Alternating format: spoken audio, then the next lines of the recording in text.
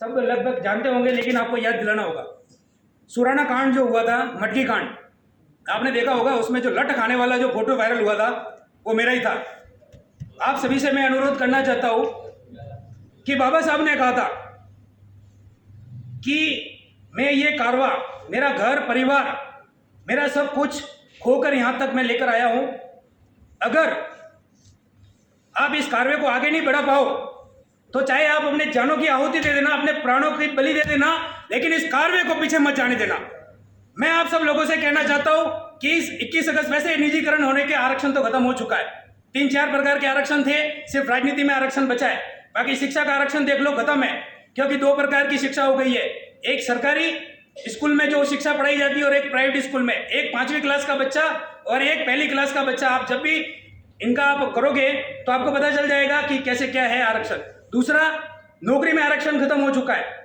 तीसरा, पदोन्नति में आरक्षण खत्म हुआ है। आरक्षण बचा है तो सिर्फ एक प्रकार का आरक्षण, जो राजनीतिक आरक्षण है। इसमें अभी हम आपको कहना चाह रहे हैं कि हमारे अधिकारी इतने बड़े IPS RAS बन जाते हैं, बड़े बड़े अधिकारी बन जाते हैं, लेकिन उनके पास अधिकार नहीं होता। हमारे नेता जो बाबा साहब के संविधान के बदौलत संसद, लोकसभा, विधानसभाओं में जाते हैं, लेकिन अपने हक अधिकार की बात नहीं रख सकते। क्यों? ये कारण क्या है? कारण ये कि हमारा समाज 3 वर्गों में बटा हुआ है, अमीर, मध्यम और गरीब। मेन बात यह है कि अमीर व्यक्ति ये सोचता है कि यार मैं तो सोने की चम्मच लेके पैदा हुआ हूं, AC, बंगले वगैरह सब कुछ मेरे पास है, अरे छोड़ो, इनके चक्कर में कौन पड़ेगा।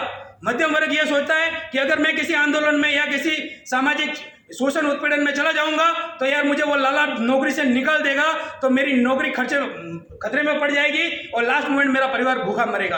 अब लास्ट मोमेंट आता है गरीब।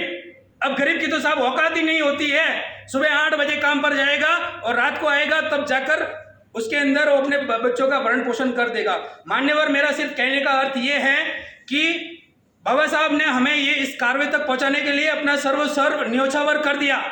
मैं चाहता हूं कि मैं लाठी डंडे खाने के लिए तैयार हूं, जेल जाने के लिए तैयार हूं और पहली गोली खाने के लिए भी तैयार हूं, लेकिन इस आरक्षण में, इस जो ये वर्गीकरण की बात है, मैं कतई स्वीकार नहीं करूंगा। पूरा राजस्थान की सरकार झुकाने की ताकत सुराना कांड से मैं रखता था और आज भी मैं रखता हूं कि पूरा राजस्थान तो क्या पूरा भारत बंद होगा, लेकिन आप सब लोगों का समर्थन चाहिए। मेरे बड़े बुजुर्ग, मेरे नौजवान साथियों का समर्थन चाहिए। क्या साथियों, आप तैयार हो? इनकलाब जिंदाबाद।